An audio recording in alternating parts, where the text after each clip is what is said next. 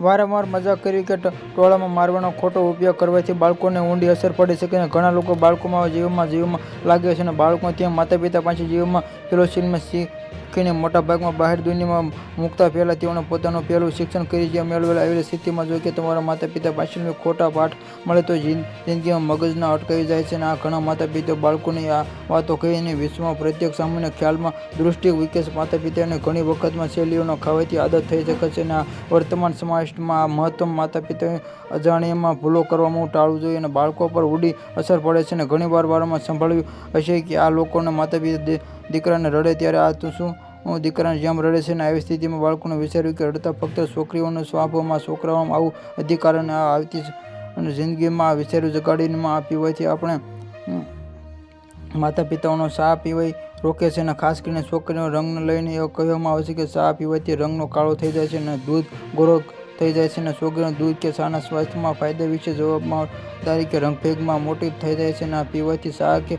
પીવાથી અને સફેદ થઈ જાય છે અને દૂધ પીવાથી ગોરો થઈ જાય છે. પરંતુ સફેદ ગુચ્છાના કારણે આ ગુચ્છે મરચા સાથે સરખાય છે પરંતુ બાળકોને તેની ખરાબ અસર છે. માતા-પિતા સતત બાળકોમાં આ સુરક્ષિતમાં રાખવા માટે તેઓને આ શરીરની છબી પર ક્યારેય ટિપ્પણી ન કરો. માતા-પિતા તેમના બાળકોમાં ક્યારોની આદત ખાવાની ટેવની સમસ્યા દ્વારા સમજાવેલી બાળકોના વિચારોમાં બાળકોને વાત કરી કે આ વ્યક્તિને ઊંડી અસર થઈ શકે છે અને આત્મવિશ્વાસ નબળો પડી જાય છે. આ લાગતું અને કારણે માતા-પિતાઓને તેમના વિશે એવું વિચાર ફેમિલી રિલેશનશિપ કાઉન્સેલરમાં ઉત્સાહિતમાં જો કે તમારા બાળકોને તેમની ખરાબ આદત કાબૂમાં રાખીને સુધારવા માંગતા હોય તો તમારી પદ્ધતિઓ પર ધ્યાન આપો અને સકારાત્મક લોકોને ઉદાહરણ આપો અને જેવા જીવન સફળ થયા સરખામણીઓને અન્ય નકારમાં ન કરવા જોઈએ. અને આવા તેમણે અહીં સ્કૂલમાં બનાવેલા બાળકોને બીજાને પણ રીતે આ જોશે કે આત્મહિત ગુમાવે છે.